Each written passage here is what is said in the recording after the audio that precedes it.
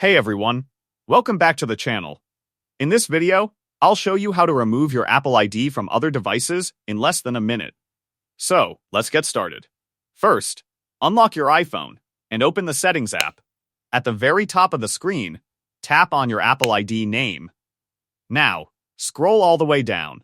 Here, you'll see a list of all the devices currently signed in with your Apple ID, including iPhones, iPads, Macs, or other Apple devices. Tap on the device you want to remove from your account. Once the device details open, scroll down and tap on Remove from Account. A confirmation pop-up will appear. Tap Remove again to confirm. The selected device will now disappear from the list, meaning your Apple ID has been successfully removed from that device.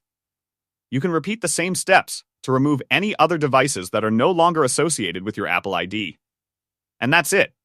You've successfully secured your Apple ID by removing unwanted devices. If you found this video helpful, don't forget to like, subscribe, and hit the bell icon for more practical tips.